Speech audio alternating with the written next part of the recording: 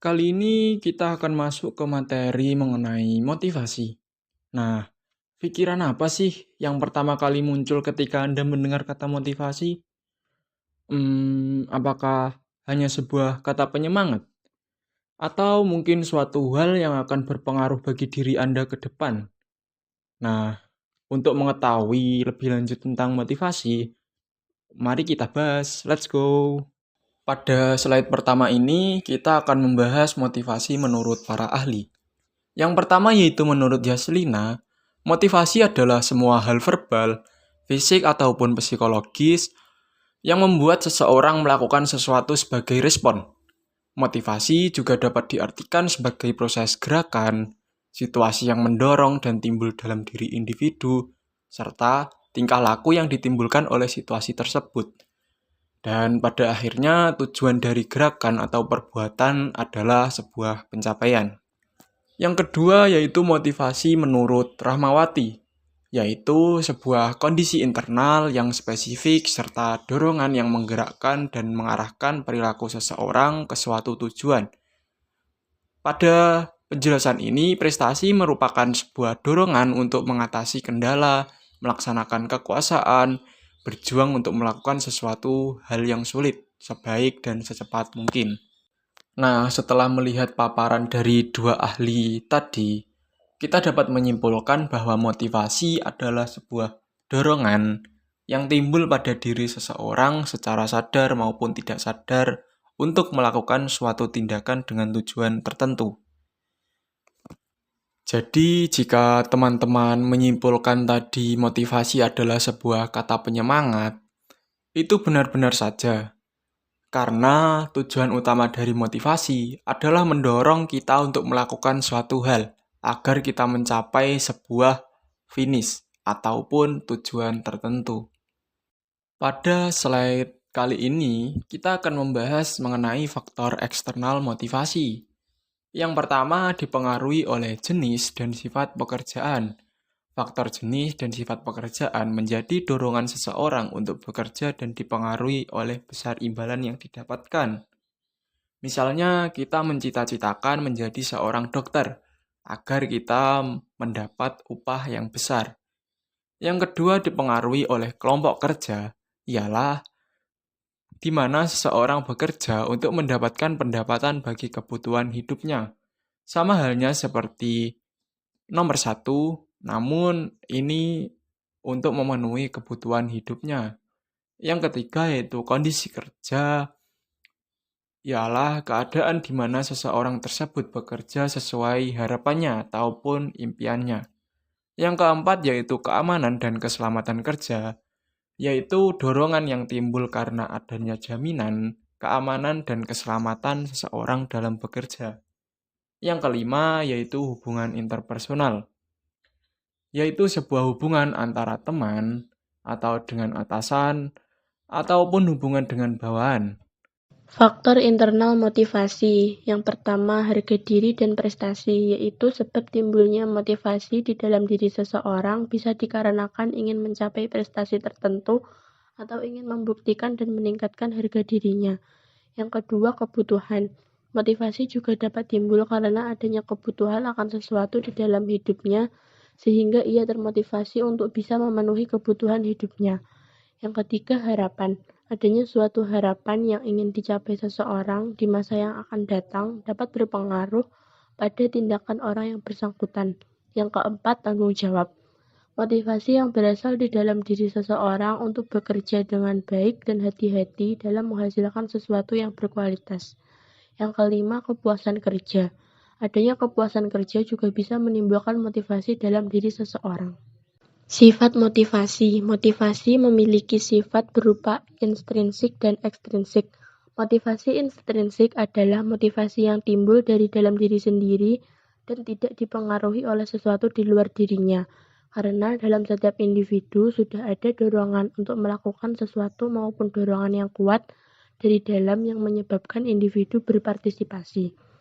Seseorang yang tingkah lakunya digerakkan oleh motivasi intrinsik baru akan puas jika tingkah lakunya telah mencapai hasil tingkah laku itu sendiri.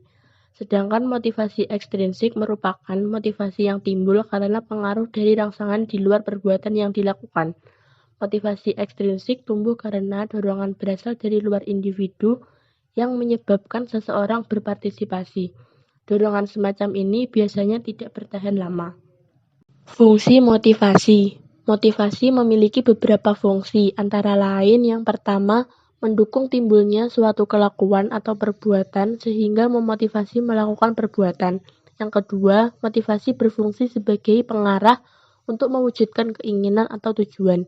Yang ketiga, motivasi berfungsi sebagai penggerak bagi seseorang untuk melakukan sesuatu. Peran motivasi dalam pembelajaran. Yang pertama, menentukan penguatan belajar. Motivasi berperan dalam menentukan penguatan belajar karena menjadi dasar yang mendorong anak-anak untuk terlibat, fokus, dan mempertahankan usaha mereka dalam proses belajar. Motivasi dapat membantu anak-anak untuk lebih aktif dalam proses belajar sehingga mereka akan memiliki pemahaman dan juga penguasaan konsep yang lebih mendalam. Suatu permasalahan dalam pembelajaran dapat diselesaikan apabila seseorang benar-benar memiliki motivasi yang bisa dijadikan sebagai bahan penguat. Contohnya, seorang anak tidak dapat menyelesaikan sebuah tugas matematika tanpa bantuan buku matematika yang memuat materi yang dibutuhkannya. Dalam hal ini, upaya yang akan dilakukan oleh anak tersebut untuk menemukan buku matematika itu adalah peran motivasi yang dapat menimbulkan penguatan belajar. Yang kedua, memperjelas tujuan belajar. Motivasi dapat membantu anak-anak untuk memahami tujuan mereka dalam belajar, dan anak-anak akan tertarik untuk belajar jika mereka sudah mengetahui apa yang akan mereka pelajari. Hal ini dikarenakan jika apa yang mereka pelajari sedikitnya menarik dan dapat dinikmati manfaatnya, mereka akan terpacu untuk lebih giat dalam mempelajarinya. Contohnya, seorang anak mempelajari bidang elektronik karena memiliki minat dengan barang-barang elektronik. Suatu hari, dia diminta untuk memperbaiki sebuah radio, dan anak itu pun mengaplikasikan kemampuan yang telah dimilikinya untuk memperbaiki radio tersebut. Dalam hal ini, pastinya akan muncul motivasi untuk anak itu semakin memperdalam kemampuannya, sebab dia sudah mengetahui apa makna dari yang telah dipelajarinya itu. Yang ketiga atau yang terakhir, menentukan ketekunan belajar. Ketika anak-anak memiliki motivasi untuk mencari tahu mengenai sesuatu, mereka pastinya akan bersungguh-sungguh untuk mencapainya. Dalam hal ini, anak-anak yang sudah termotivasi untuk belajar, mereka akan terus menekuninya jika memiliki motivasi yang mendukung, seperti berharap memperoleh hasil yang baik dari apa yang telah mereka pelajari. Sebaliknya, jika seseorang tidak memiliki cukup motivasi, mereka akan mudah teralihkan dalam belajar sebab tidak memiliki harapan apapun dari apa yang telah mereka pelajari. Contohnya, seorang anak mempelajari biologi karena bercita-cita menjadi seorang peneliti biologi. Dia terus menekuni pelajaran biologi demi mewujudkan cita-citanya. Sedangkan di sisi lain, ada seorang anak yang juga mempelajari pelajaran biologi, tetapi cita-citanya tidak berhubungan dengan biologi. Anak ini cenderung akan mudah teralihkan saat belajar dan memiliki rasa malas saat bertemu dengan pelajaran ini. Selanjutnya kita masuk pada materi yang tak kalah menarik nih, yaitu tentang konsep emosi. Menurut kalian, emosi itu apa sih? Apakah perasaan senang, sedih, takut, dan lain sebagainya termasuk dalam bagian dari emosi? Sepenuhnya hal tersebut tidak salah ya. Tapi untuk mengetahui lebih mendalam terkait dengan konsep emosi, mari kita simak video berikut ini. Berikut adalah pandangan para ahli mengenai konsep emosi. Yang pertama ada James Lange yang menyatakan bahwa emosi adalah hasil dari persepsi terhadap perubahan fisiologis dalam tubuh setelah terpapar rangsangan, seperti detak jantungnya meningkat saat melihat bahaya, yang kemudian diinterpretasikan sebagai rasa takut. Yang kedua ada teori emosi dari Cannon-Bart yang dikenal dengan teori thalamus. Dan teori ini dikembangkan oleh Walter B. Cannon dan Philip Bart pada tahun 1920-an. Keberadaan teori Cannon-Bart ini menentang pandangan teori James Lange sebelumnya, yang menyatakan bahwa emosi muncul setelah reaksi fisiologis. Titik utama teori Cannon-Bart ini adalah terlalu menekankan peran thalamus dalam proses emosional, sementara struktur otak dan yang lain juga memainkan peran penting dalam pengolahan emosi. Selain itu, dalam penelitian lain mengenai emosi, didapatkan bahwa reaksi fisik juga dapat mempengaruhi pengalaman emosional. Meski demikian, teori yang dikembangkan oleh Kenenbrandt sangat berarti bagi pendidikan psikologis. Yang ketiga ada teori emosi menurut Sachter Singer atau bisa dikenal dengan teori emosi dua faktor. Kita misalkan pada contoh situasi nih, ketika kita sedang menunggu sendirian di halte bus pada malam hari yang lokasinya agak jauh dari pemukiman warga, tiba-tiba ada seorang pria asing yang tergesa-gesa mendekat ke arah kita. Jika kejadian tersebut diuraikan menurut teori emosi dua faktor milik Sachter Singer ini, akan didapatkan hal seperti ini. Yang pertama, saya melihat seorang pria asing berjalan ke arah saya. Yang kedua, jantungku berdebar kencang dan aku mulai gemetaran. Yang ketiga, denyut jantungku yang cepat dan tubuhku gemetar disebabkan oleh rasa takut. Yang keempat, saya sadar kalau saya sedang takut saat itu. Setelah mengetahui beberapa teori dari konsep emosi para ahli tadi, maka bisa didapatkan definisi dari emosi seperti yang dijelaskan oleh King 2010, yaitu emosi mengacu pada perasaan atau afeksi yang dapat melibatkan ketergugahan fisiologis, pengalaman disadari, dan ekspresi perilaku. Jadi, emosi adalah cara individu merespon objek atau situasi yang dihadapinya melalui perasaan, ekspresi, dan tindakan. Jenis emosi sendiri dibagi menjadi 6 oleh para ahli. Yang pertama ada bahagia, yang kedua ada sedih, yang ketiga ada takut, yang keempat adalah jijik, yang kelima adalah marah, dan yang keenam adalah heran. Komponen yang ada dalam emosi. Yang pertama adalah ketergugahan fisiologis. Emosi bertindak dengan mengaktifkan sistem tertentu dan menonaktifkan sistem lain secara bersamaan untuk mencegah kekacauan sistem yang bersaing pada satu waktu. Yang kedua adalah pengalaman yang disadari. Emosi juga terhubung dengan pikiran dan ingatan. Proses ini memainkan peran penting dalam menafsirkan peristiwa yang memicu secara kognitif respon emosional. Yang ketiga adalah ekspresi dan perilaku spontan. Emosi diekspresikan baik secara verbal melalui kata-kata maupun nonverbal melalui ekspresi wajah, suara, gestur tubuh, dan juga gerakan. Emosi diklasifikasikan menjadi 4 jenis. Yang pertama ada emosi positif dan emosi negatif. Contoh dari emosi positif di sini ada bahagia, senang, dan gembira. Sedangkan emosi negatif atau kebalikannya di sini ada sedih, marah, dan berduka. Yang kedua ada emosi dasar dan emosi campuran. Emosi dasar sudah kita bahas tadi ya, ada 6 jenisnya. Ada bahagia, sedih, takut, jijik, marah, dan heran. Sedangkan emosi campuran sendiri adalah kombinasi dari beberapa emosi dasar. Contohnya di sini ada emosi cinta yang merupakan kombinasi dari emosi senang dan juga sayang. Yang ketiga ada emosi bervariasi dalam intensitas. Contohnya di sini ada depresi yang merupakan emosi kesedihan dalam intensitas yang tinggi. Yang keempat ada emosi bertentangan dalam satu waktu. Jadi pada emosi ini ada dua emosi yang saling bertolak belakang tergabung dalam satu emosi. Contohnya adalah posesif dan juga tangis haru. Perkembangan emosi anak usia 6-12 tahun dibagi menjadi beberapa kelompok. Yang pertama, yaitu pada usia 6-7 tahun, anak akan memiliki rasa takut pada hal-hal tertentu dan rasa cemas pada beberapa hal. Contohnya, ketika anak disuruh untuk tidur sendiri, mereka terkadang tidak mau karena takut akan kegelapan dan sendirian. Mereka lebih memilih untuk tidur dengan orang tuanya. Selanjutnya, anak mulai memahami perasaan seseorang, dan anak juga sudah lebih paham mengenai emosi dirinya maupun orang lain. Yang kedua, pada usia 8 tahun, anak memiliki emosi yang bisa berubah-ubah dengan cepat, seperti rasa marah, menangis, dan kurang sabar.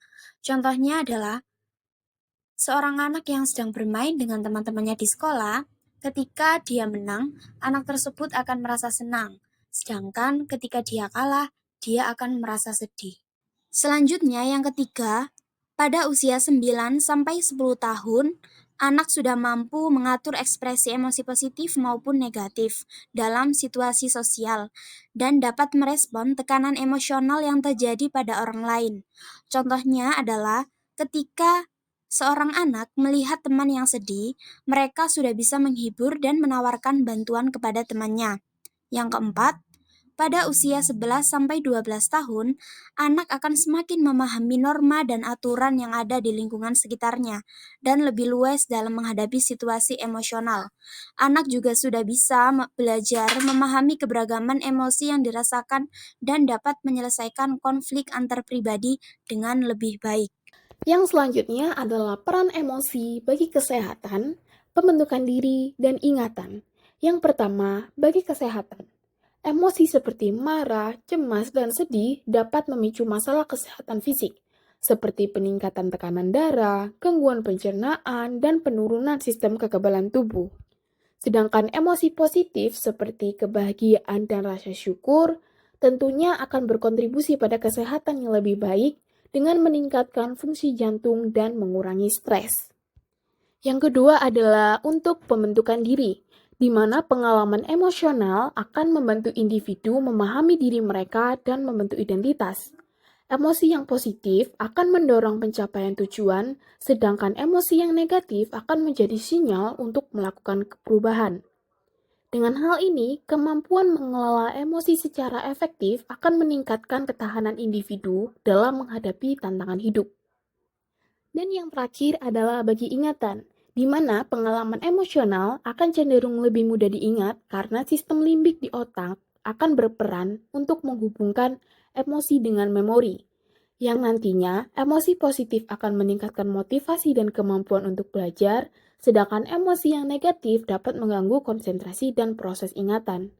Dengan demikian, emosi memiliki dampak signifikan pada kesehatan, pembentukan diri, dan ingatan. Kita sebagai manusia tentu penting sekali untuk mengelola emosi guna mencapai kesejahteraan secara keseluruhan. Selanjutnya yaitu peran emosi dalam pembelajaran. Emosi ternyata memberikan andil yang sangat besar untuk mencapai kesuksesan belajar. Salah satu peran emosi adalah meningkatkan aktivitas dalam otak. Jika anak mengalami emosi yang positif, aktivitas otak akan meningkat, sehingga dapat berkonsentrasi jauh lebih baik. Dengan adanya konsentrasi belajar ini, dapat menciptakan motivasi belajar yang tinggi, sehingga dapat mendorong ketercapaian tujuan dalam belajar. Akhirnya, anak akan semakin percaya diri dengan apa yang dicapainya. Sebaliknya, jika anak mengalami emosi yang negatif atau buruk, maka anak tersebut akan mudah agresif, kurang percaya diri, mengalami stres, dan mudah kesal dengan apa yang dipelajari maupun terhadap gurunya. Dan hal ini, anak akan menjadi cenderung malas dan berdampak buruk pada kesuksesan belajar. Yang selanjutnya adalah konsep diri, yaitu tentang cara seseorang untuk memahami, menilai, dan menggambarkan dirinya sendiri, yang mencakup keyakinan, nilai, sikap, dan persepsi diri.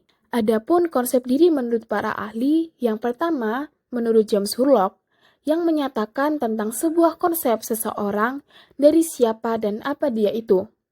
Konsep diri mencakup citra diri fisik dan psikologis, di mana citra diri fisik biasanya berkaitan dengan penampilan, sedangkan citra diri psikologis berdasarkan atas pikiran, perasaan, dan emosi. Dan yang kedua, menurut pandangan R.B. Burns, di mana tentang sesuatu gambaran dari apa yang kita pikirkan, orang-orang lain berpendapat mengenai kita, dan seperti apa diri kita yang inginkan. Ia menekankan bahwa konsep diri terbentuk karena interaksi sosial dan pengalaman pribadi. Adapun aspek dalam konsep diri terdiri dari 4, yaitu diri fisik, di mana materi yang mencakup semua hal nyata yang dimiliki seseorang. Yang kedua adalah diri sosial yang mencakup segala aturan mengenai peran yang dimainkan individu dan penilaian baik maupun buruk dari performanya. Yang ketiga adalah diri moral yang melibatkan pandangan individu tentang nilai-nilai moral dan standar perilaku. Dan yang terakhir adalah diri psikologis yang meliputi segala pikiran, perasaan, dan sikap-sikap individu terhadap dirinya sendiri.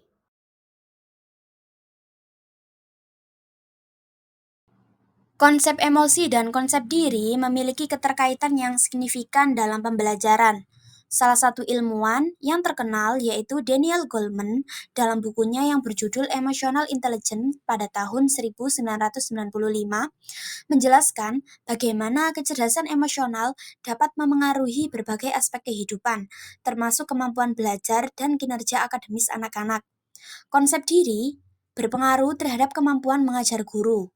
Guru yang memiliki konsep diri tinggi cenderung memiliki kemampuan mengajar yang lebih baik, karena mereka lebih siap berinteraksi dengan anak-anak dan memberikan motivasi yang positif. Anak-anak yang memiliki konsep diri yang tinggi cenderung memiliki perkembangan emosi yang lebih baik, dan hal itu dapat meningkatkan perkembangan belajar siswa. Konsep diri dan konsep emosional juga berpengaruh pada perilaku prososial atau tindakan yang dilakukan oleh seseorang untuk membantu, mendukung, atau memberikan manfaat kepada orang lain. Jadi, hubungan antara konsep emosi dan konsep diri sangat penting dalam pembelajaran karena dapat meningkatkan hasil belajar, kemampuan mengajar, dan perilaku prososial. Selanjutnya yaitu permasalahan emosi pada siswa. Yang pertama yaitu kecemasan. Kecemasan adalah perasaan khawatir atau takut berlebihan terhadap situasi tertentu. Biasanya, kecemasan ini dapat muncul akibat tekanan akademik, pergaulan sosial, atau tekanan dalam pergaulan dengan teman sebaya. Yang kedua, depresi. Depresi ditandai dengan perasaan sedih yang mendalam dan kehilangan minat terhadap aktivitas yang sebelumnya disukai. Pada siswa, biasanya depresi ini disebabkan oleh masalah keluarga, perundungan, atau tekanan akademik. Selanjutnya yang ketiga yaitu kemarahan. Kemarahan adalah reaksi emosional terhadap situasi yang dianggap tidak adil atau menyakitkan. Biasanya konflik ini bisa terjadi dengan teman, masalah di rumah, atau ketidakpuasan terhadap hasil belajar. Yang keempat yaitu rasa malu. Rasa malu adalah perasaan tidak nyaman yang muncul ketika seseorang merasa dipandang negatif atau buruk oleh orang lain. Contohnya adalah siswa yang merasa malu saat berbicara di depan kelas atau mendapatkan nilai buruk, dan hal ini dapat menghambat kepercayaan diri pada anak. Dan yang terakhir yaitu kesepian. Kesepian adalah perasaan terasingkan dengan orang lain. Siswa dapat merasa kesepian meskipun berada di lingkungan sosial yang ramai, terutama jika mereka merasa tidak diterima atau diabaikan. Hal ini dapat berdampak negatif pada kesehatan mental. Sekian yang dapat kami sampaikan, semoga kita mendapatkan ilmu dan wawasan baru. Terima kasih.